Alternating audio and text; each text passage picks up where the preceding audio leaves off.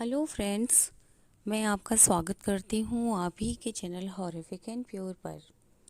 दोस्तों, जैसा कि आप सभी जानते हैं कि मैं आप सभी को या तो पौराणिक कहानियाँ सुनाया करती हूँ या फिर मैं आपको कुछ तीसरी शक्ति से जुड़े किस्से सुनाती हूँ। खैर, जो भी सुनाती हूँ होता सत्य घटनाओं पर आधारित है। उम्मीद करती हूँ कि आप सभी को मेरी कहानियाँ, ये सत्य घटनाओं पर जुड़े किस्से बेहद पसंद आ रहे होंगे। दोस्तों, अगर आपको मेरे किस्से, ये वीडियोस पसंद आ रहे हैं तो आप मेरी वीडियोस को लाइक करें, शेयर करें और सब्सक्राइब करें।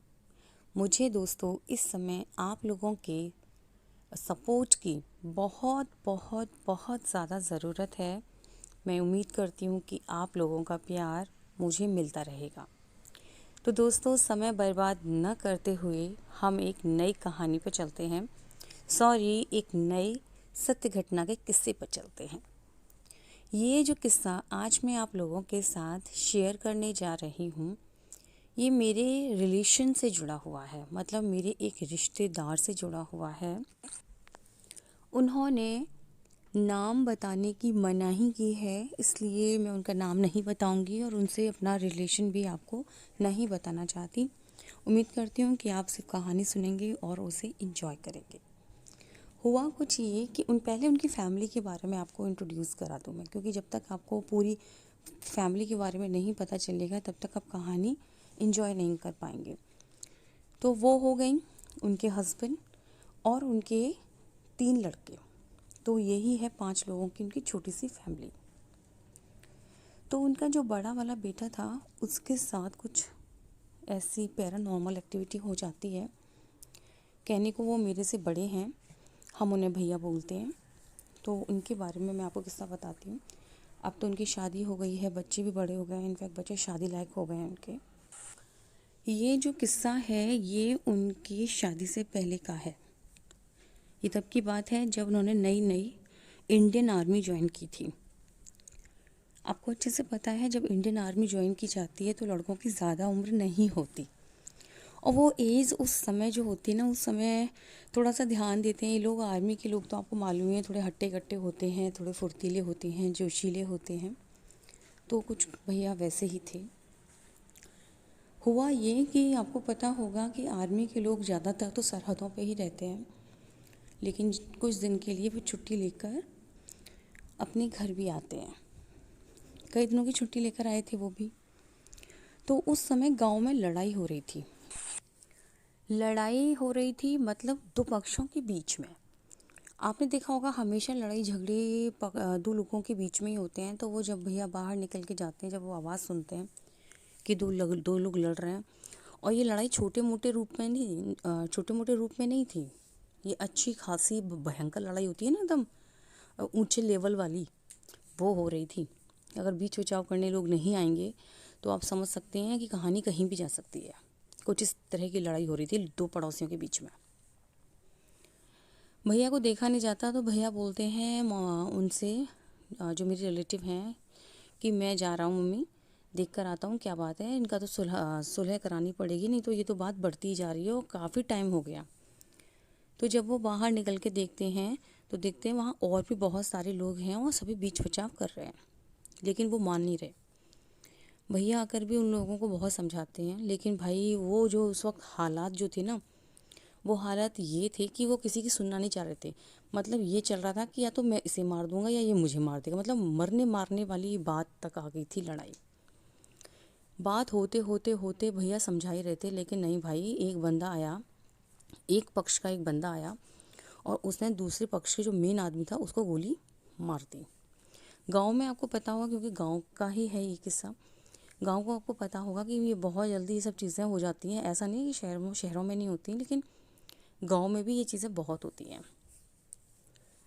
अब क्या था, गोली लग जाती है उस बंदे को। जब उसको भैया देखते हैं तो भैया बहुत घबरा जाते हैं, बाकी सब लोग भी घबरा जाते हैं कि भाई, क्योंकि भाई किसी की जान का सवाल है ये, ऐसे कैसे कोई किसी को गोली मार देगा। भैया बोलते हैं कि भाई इसे तो बचाना पड़ेगा, नहीं तो ये तो मर जाएगा यहीं पर। भैया फटाफट एक पड़ोसी से बोलते हैं कि भाई फटाफट बाइक स्टार्ट करो और पीछे मैं इसे लेकर बैठ जाता हूँ। तो यही होता है, एक बंदा बाइक स्टार्ट करता है, एक बाइक चलाता है, और भैया क्योंकि उस टाइम भाई फौजी थे वो, और शरीर भी काफ़ी बलिष्ठ था उनका, तो वो कंधे पर डालकर उस बंदे को ले चलते हैं। और आप यकीन नहीं मानेंगे कि हॉस्पिटल थोड़ा दूर था, और उस बंदे में भी जिसे गोली लगी थी वो भी कोई ऐसा हल्का फुल्का बंदा नहीं था, क्योंकि किसान था और काफ़ी हेल्दी बंदा था वो भी। मैंने उस आदमी को देखा हुआ है, काफ़ी हेल्दी है वो बंदा, मतलब हेल्दी था, क्योंकि ये बात बहुत साल पुरानी है और वो इस दुनिया में भी नहीं है। तो भैया उसे हॉस्पिटल लेकर जाते हैं। जब हॉस्पिटल उसे लेके जाते हैं तो पता चलता है कि हॉस्पिटल ले जाते भाई वो तो मर चुका है, क्योंकि डॉक्टर जब उसे चेक करते हैं तो बताते हैं कि ये तो भाई मर चुका। ये सुनकर भैया को बहुत दुख होता है, और बाकी के लोगों को भी सूचित किया जाता है। भाई बड़ा अफरा तफरी मच जाती है, रोना धोना शुरू हो जाता है, क्योंकि जिस पक्ष का जो बंदा गया है वो आदमी भी कोई ज़्यादा एज का नहीं था, बहुत ही कम एज का था। उसके बीवी बच्चे भी बहुत, मतलब बीवी बच्चे भी थे, बच्चे बहुत छोटे छोटे थे। दोस्तों, अब तक की जो कहानी थी उसे आप समझ लीजिए कि इंटरवल से पहले की थी। क्लाइमैक्स तो अब स्टार्ट होगा, और ये कहानी, झगड़े वाली जो कहानी है, ये एक हॉरर कहानी में बदलने वाली है। अब ये मैं आपको पहले ही बता चुकी हूँ कि भैया उस आदमी को हॉस्पिटल लेकर गए। कैसे लेके गए ये भी मैंने आपको बताया।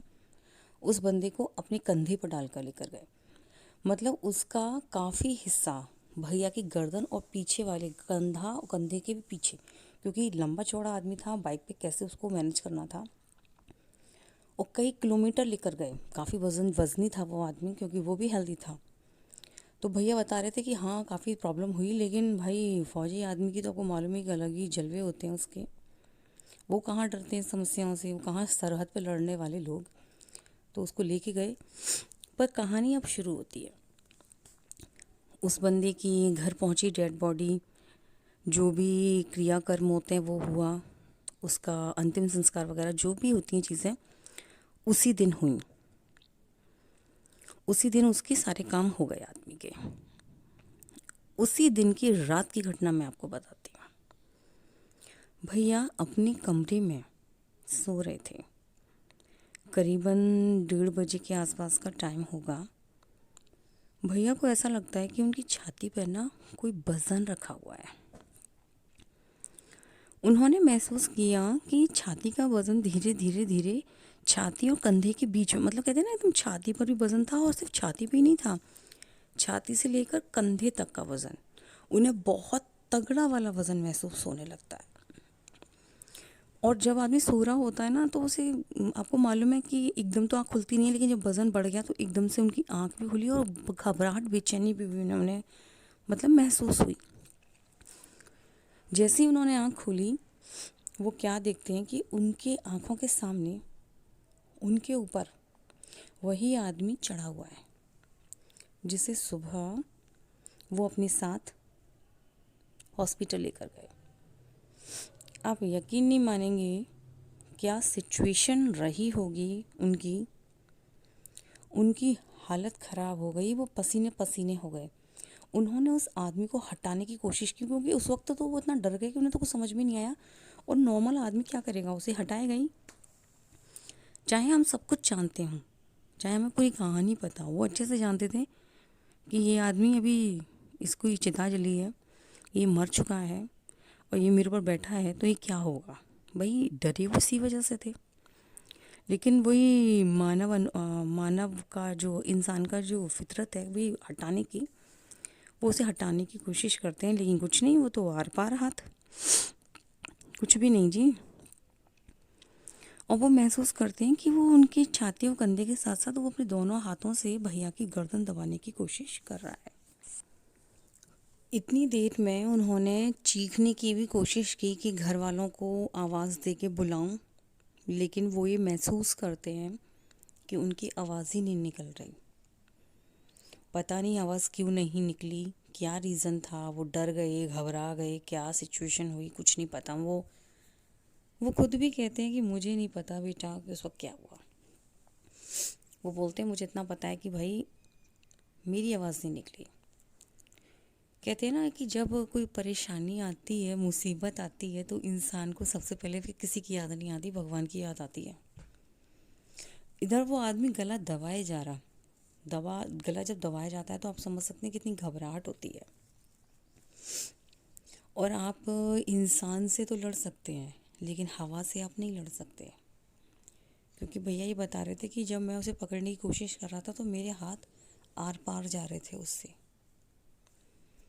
तो वो कुछ नहीं, वो हनुमान चालीसा पढ़ना शुरू कर देते हैं, और जैसे ही वो हनुमान चालीसा पढ़ते हैं वो एकदम गायब बंदा। वो तुरंत भागते हैं, भागते क्या गिरते पड़ते, क्योंकि भैया उनके तो पैर कांप रहे थे डर के मारे। कहने को फौजी थे वो, लेकिन भाई साहब बड़ी बुरी हालत बता रही थी। मेरी रिलेटिव जो थी वो बता रही थी कि ऐसी हालत थी कि जब मेरे पास ये आया तो कांप रहा था। घर के सभी लोगों को जगाया जाता है, सबके साथ बैठ के ये डिस्कशन होता है। जब सब सुनते हैं तो सबकी हालत ख़राब, और सबके दिमाग में सबसे पहले एक ही सवाल कि जिसने मारा ये उसके पास ना जाकर ये भैया के पास क्यों आया, मतलब इनके पास क्यों आया। भाई इन्होंने तो एक अच्छा काम किया था, उसको लेकर गए, उसकी जान बचाने की कोशिश की।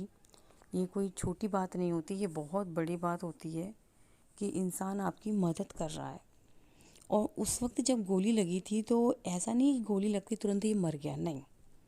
ये वहाँ जाते जाते ले जाते रास्ते में कहीं ये जा चुका था, लेकिन जब इसको ले जा रहे थे भैया तब ये पूरे मतलब इतने होश में था। और मुझे लगता है कि जब आदमी को ये पता है कि वो ज़िंदा है तो आदमी इतना भी दिमाग उसका काम कर रहा होता है कि भाई ये सामने वाला मुझे बचा रहा है, मुझे लेके जा रहा है। ये सवाल किसी के पास, इस सवाल का जवाब किसी के पास नहीं था। सब यही बोल रहे थे कि भाई ये हुआ क्या। आप यकीन नहीं मानेंगे, पूरी रात कोई नहीं सोया। पूरी रात सबकी बड़ी बुरी बीती, और सब ये सोच रहे थे कि भैया कब दिन हो और हम इसके घर वालों से जाके बात करें। जैसे जैसे दिन होता है सभी लोग, वो भी मेरी जो रिलेटिव थी वो भी, उनके हस्बैंड भी, उनके तीनों बच्चे, पूरी फैमिली एक साथ। मतलब इतना डर लग रहा था सबको कि कोई किसी को छोड़ना ही नहीं चाह रहा था। ये तीन पांचों लोग उसके घर जाते हैं, उसके बड़ों से पूरी बात कहते हैं और उनसे ये पूछते हैं कि ये बताओ हमने क्या बिगाड़ा था तुम्हारे लड़के का। भाई एक चीज़ होती है, जिसने गोली मारी उससे भी जाकर बातचीत की गई तो उसने कहा मेरे साथ तो कुछ भी नहीं हुआ। जिसने गोली मारी थी वो बंदा उस समय जेल में था, क्योंकि एक तो गोली मारी, ठीक, और उसके बाद वो आदमी मर भी गया तो केस तो बनता ही है। तो उससे बात करने वो लोग वहाँ तक गए, लेकिन उसका ये कहना था कि मुझे तो वो आदमी दिखाई नहीं। लेकिन भैया की पूरी कहानी सुनने के बाद भाई साहब उसकी सिट्टी पिट्टी गुम, और वो अपने इंतज़ाम कराने की उसने बोल दी अपने घर वालों से कि भाई मुझे बचाओ, कहीं ऐसा ना हो कि वो मेरे पास भी आ जाए। अब हम कहानी पे आते हैं अपने भाई की ओर। उसको छोड़ो, उसके साथ क्या हुआ वो मुझे नहीं पता। यहाँ पे बात करेंगे हमसे भैया की। भाई अब ये हो गया रोज का। पहले वो बंदा रात को दिखता था, और रात को दिखता मतलब सो रहे होते थे या फिर कोई काम कर रहे होते थे या पानी पीने के लिए रात को उठे, वो आदमी कभी भी उन्हें अक्सर दिखाई दे जाता था। और सो रहे होते थे तो वो हमेशा ये देखता था कि मतलब वो देखते थे कि ये आदमी आया और फिर वही सिचुएशन, छाती पे बैठा हुआ है और गला दबाने की कोशिश कर रहा है। भैया का ये हालत हो गई कि भाई उनका रात होते ही उनकी सिट्टी पिट्टी गुम। अब तो रात के नाम से भी डर लगता था उन्हें। उन्होंने फिर अकेले सोना ही छोड़ दिया। घर वालों ने बोला कि अकेले सोने की बिल्कुल भी ज़रूरत नहीं है, हमारे साथ सो, कोई ज़रूरत नहीं अकेले सोने की। दोस्तों कहानी इस तरीके से आगे बढ़ी फिर कि भैया और ये बाकी के लोग सब एक ही साथ एक ही कमरे में सोने लगे। लेकिन इतने पर भी कुछ नहीं हुआ। ये कि अब वो जो आदमी सिर्फ भैया को दिखता था रात में, भाई लोगों अब वो सबको दिखने लग गया रात में। मेरी रिलेटिव को भी दिखने लगा, उनके हस्बैंड को भी और बाकी दोनों लड़कों को भी। कहने का मतलब ये है, रात को अच्छा खासा तांडव मचता था उनके घर में। डर के मारे उनकी ये हालत होती थी कि वो पानी पीने या टॉयलेट वगैरह भी नहीं जाते थे। रात के नामों से ही डर लगने लगा, ये हालत हो गई। लेकिन भाई ऐसे कब तक जिया जाएगा? ऐसे करते करते उनके 20 दिन निकल गए। मैं भाई उनकी हिम्मत की दाद दूंगी कि उन्होंने पता नहीं 20 दिन भी कैसे काटे ऐसे। मैं अगर उनकी जगह होती ना, तो मैं तो 2 दिन भी नहीं काट पाती। उन्हें सैल्यूट करना पड़ेगा कि उन 5 लोगों ने 20 दिन भी कैसे काट लिए। लेकिन कहते हैं ना कि हर समस्या तब तक समस्या रहती है जब तक उसका समाधान नहीं किया जाता। तो वो एक अच्छे से किसी जानकार को उन्होंने बुलाया, जो इन चीज़ों के जानकार होते हैं। अब आप कुछ भी जो आप बोलना चाहें, समझना चाहें, समझ सकते हैं। तो मैं तो कोई पर्टिकुलर नाम नहीं बोल पाऊँगी क्योंकि मुझे खुद नहीं पता कि वो कौन थे। लेकिन मुझे ये पता है कि उन्होंने इस चीज़ को ख़त्म किया। इस समस्या का समाधान उन्होंने किया। और वो जिस दिन वो आए, उस दिन उन्होंने ये बोला कि ये जो समस्या है इसका मैं समाधान कर दूंगा और आप परेशान मत होइए, सब हो जाएगा, सब बढ़िया हो जाएगा। लेकिन आपको जानकर ताज्जुब होगा, जिस दिन वो घर आए और इनको सांत्वना देकर और एक उम्मीद देके जब वो गए, उस दिन उनके घर में रात में ही नहीं, वो आदमी दिन में भी दिखने लगा। पूरे दिन वो आदमी उन्हें जगह जगह बैठा हुआ दिखे अपने घर में। किसी को किचन में खाना बना रही हैं वो, तो वो देखें कि पीछे कोई खड़ा है, देखा तो वही आदमी खड़ा है। बाथरूम जा रहे हैं तो देखा बाथरूम के अंदर खड़ा है। ये हालत रात में ही नहीं, अब तो दिन में भी डंके बजाने लगा वो आदमी। जो जानकार थे जिनसे ये बात कही गई थी, उनको फ़ोन किया गया, उनको पूरी बात बताई गई कि ये तो बहुत परेशान कर रहा है। अब तो रात में नहीं भैया, ये तो दिन में भी जीने नहीं दे रहा हमें। उसके घर वालों को भी बताया गया, उसके घर वाले भी आए, लेकिन उसके घर वालों को वो दिखे नहीं। घर वालों का ये कहना था कि यार तुम लोग सब ड्रामा कर रहे हो, हमारे लड़के को बदनाम कर रहे हो। मतलब घर वालों को वो दिखे नहीं और इनको वो दिख रहा है सामने खड़ा हुआ। ये आलम, ये हालात, सोचिए। ये बातें भी कुछ ऐसी होती हैं कि हर इंसान यकीन नहीं करता इन बातों पर। लेकिन अगले दिन वो जानकर आते हैं, उनके घर में वो कुछ पूजा पाठ कराते हैं और पूरे घर को कीलते हैं। वो कीलें होती हैं, मैंने तो खैर कभी देखी नहीं क्या होता है, कैसे होता है वो। ये जो पूरा प्रोसेस है कैसे होता है, क्या होता है, मैं नहीं जानती, लेकिन उन्होंने मुझे बताई तो वो चीज़ मैं आपको शेयर कर रही हूँ। लेकिन मैंने ये चीज़ सुनी तो है, कई लोगों के मुंह से सुनी कि घर कीलित किया गया है। तो उनका पूरा घर कीलित किया गया, घर में पूजा पाठ कराई गई, कुछ अनुष्ठान हुए उनके घर में। और उस दिन उन्होंने महसूस किया कि आज वो आदमी, मरा हुआ आदमी, क्योंकि उसे आदमी नहीं बोल सकते, उन लोगों को दिखाई नहीं दे रहा है। उनकी ये जो पूजा पाठ अनुष्ठान था उनके घर में काफ़ी समय तक चला, बीच बीच में होता रहा उनके घर में। लेकिन आप यकीन नहीं मानेंगे, कहते हैं ना एक बार मन में डर बैठ जाता है तो डर बहुत बड़ी चीज़ होती है। 1 साल तक वो लोग रात के समय एक साथ ही सोए, पाँचों के पाँचों। भैया का ये था कि वो छुट्टियों पर आते थे तब सोते थे, और अगर उन्हें ड्यूटी करने जाना है तो तब तो भाई जाना ही है। वहाँ उनके साथ कोई दिक्कत नहीं थी। लेकिन जब वो यहाँ आते तो वो उन चारों के साथ सोते, और वो चारों भी पूरी 1 साल तक एक ही साथ सोए, एक ही कमरे में। हिम्मत नहीं थी भाई साहब किसी की अलग अलग कमरों में अपने सो जाएं। 1 साल तक। 1 साल के बाद धीरे धीरे उनमें हिम्मत आई और उन लोगों ने अपने जीवन को, एक सामान्य जीवन जैसे वो पहले जी रहे थे, वो वैसे जीने लगे। इस बात को काफ़ी साल हो चुके हैं, क्योंकि अब तीनों ही लड़कों की शादी हो चुकी है और बड़े वाले भैया जिनकी मैं आपको ये किस्सा बता रही हूँ भाई, उनके बच्चे तो अब इतने बड़े हो गए हैं कि हो सकता है 2-3 साल में मेरे पास उनकी बड़े बच्चे की शादी का कार्ड वार्ड आ जाए। अब आप खुद ही अंदाज़ा लगा लीजिए कि कितनी साल पुरानी घटना है ये। दोस्तों, तो ये थी वो कहानी क्या, एक सत्य घटना पर आधारित किस्सा। अगर आपको पसंद आया तो आप लाइक करें, शेयर करें, सब्सक्राइब करें। Thanks for watching.